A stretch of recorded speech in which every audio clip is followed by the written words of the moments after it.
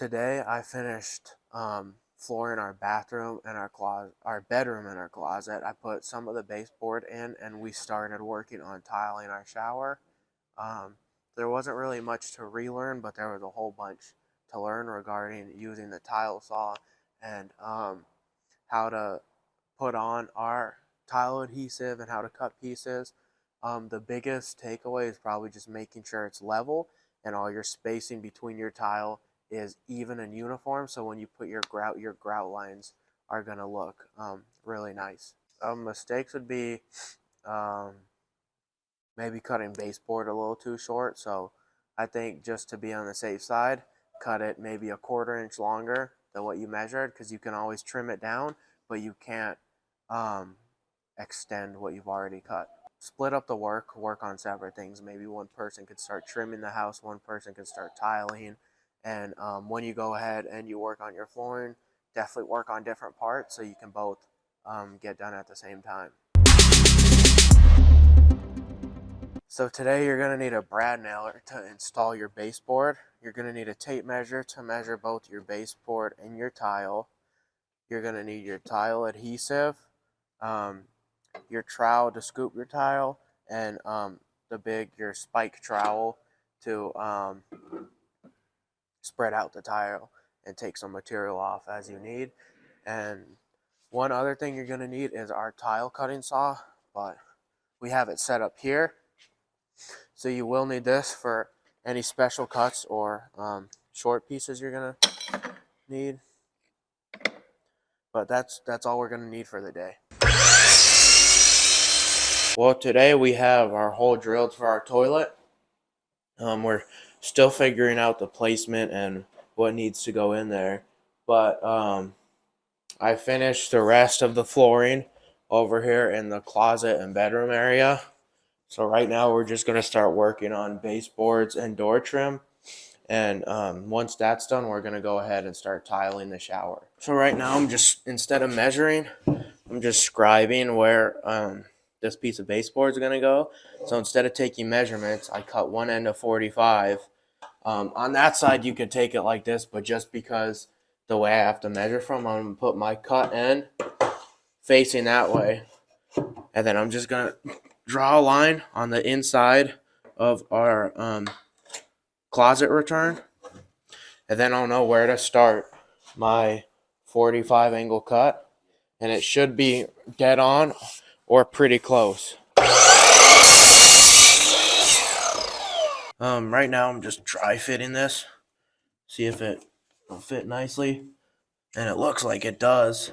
If you have any dry mud sticking out, you can go ahead and take your utility knife or a drywall knife and just scrape it off, just so it doesn't make your drywall stick out any more than it's supposed to.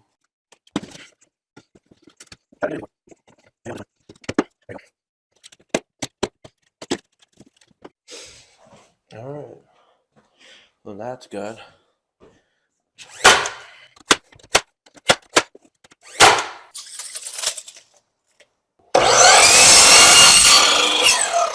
Yep, I have to take a little more. It's a little bit too big.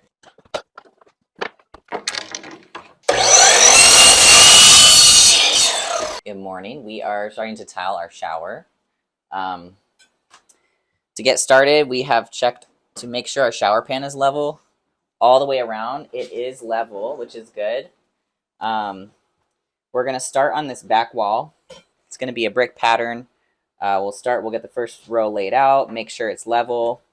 If we need to make any adjustments to that as we're going, we will. We're going to make sure it's level as we go all the way up. We're going to go about 6 rows up on the back wall. Then we're going to move over to the side walls. And then once we get about 6 rows on those, we'll come back to the back and keep going like that. How are the tiles supposed to start on that back wall? We're going to start in the center. So we've got our center marked right here. This tile is going to be dead center. So that's going to give us equal cuts on the sides here.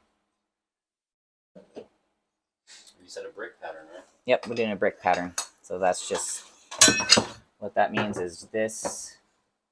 And then the next one's going to go in at the halfway mark of this tile. And these tiles they're ceramic tiles that have a built-in spacer.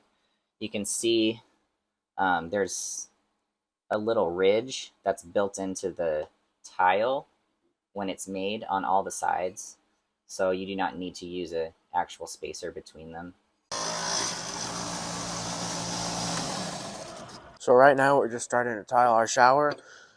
When you use the tile cutter, what you are going to want to do is open up this tray, and underneath it's a wet saw, so we need to fill it with water. There's a fill line on the side over here, but the saw spits out water, so you're just going to have to continuously fill it. And I find it pretty easy. Once you slide it through, you need to put pressure on the side that you're going to keep. So for example, this last piece we cut, I was pushing with this side, because if you don't, you end up getting these little chips on the side that you don't push through. So that's why you want to push through on both, and if you can't, just the side that you're going to keep. So what you do want to make sure is that you put factory edge to factory edge, so you have the same spacing, and that's going to come into play for equal grout lines. And the whole bottom row we did end up hand setting, so we put our tile adhesive on our tile with our trowel, because we do have this little difference, so we had to use a lot more of it. And after our first row, and after we checked that our first row was level, then we smeared it on with our trowel, and we dragged our adhesive up, and then now we're starting our pattern in the dead center of this middle tile, and then our third row will be the exact same as this. So we're going a brick pattern, and that's pretty much all there is to it.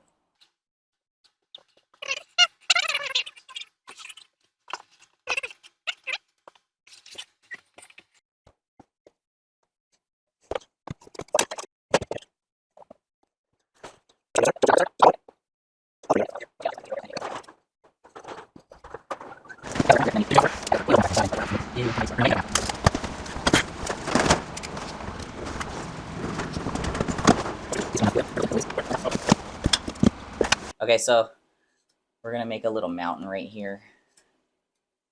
That way, when you push the tile on the wall, it's going to push it out enough that it'll squeeze out just enough as well.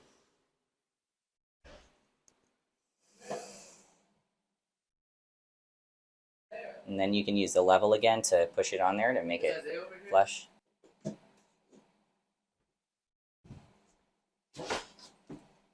Here's making it flush, Jeff. Yep, and that's looking a lot better.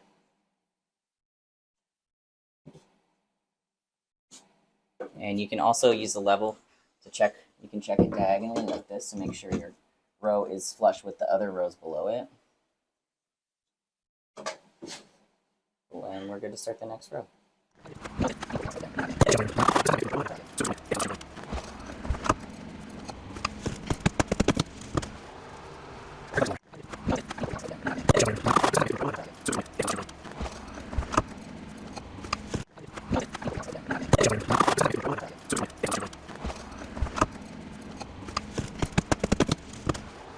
Blue tape. So when you're making specialty cuts that aren't just straight, you can put blue tape on your tile.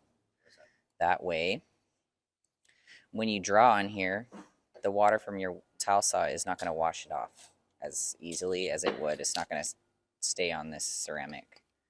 That way you can still see what you're doing. And I'm just shaving off a little bit of this piece. It almost fits.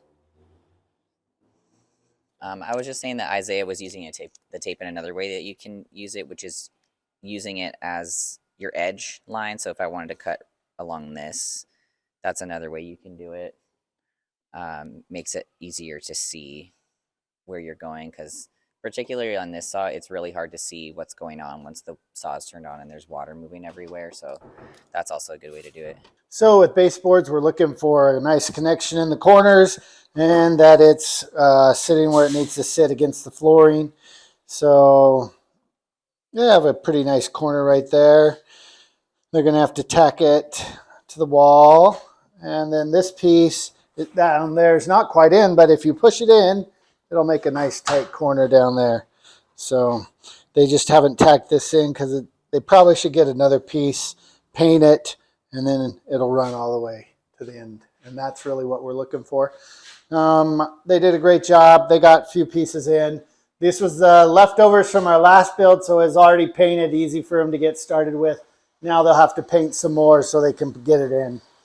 In terms of tiling, we're looking for level lines. We're looking for in the corners that the lines are matching. So if you look at the corners, each level should match. And so you want those to look nice and even. You're looking for a flush, a joint, and so that there's no ridges in between them, that they lay flat against there. You want to get the mastic on and attach it really nice.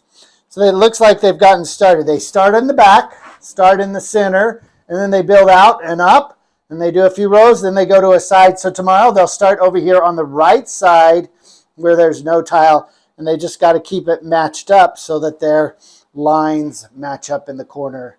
If you get off on a 1/4 of an inch down there at the bottom row, that's going to just continue to look off all the way up. So you want to make sure it's nice and level. And they've done a great job.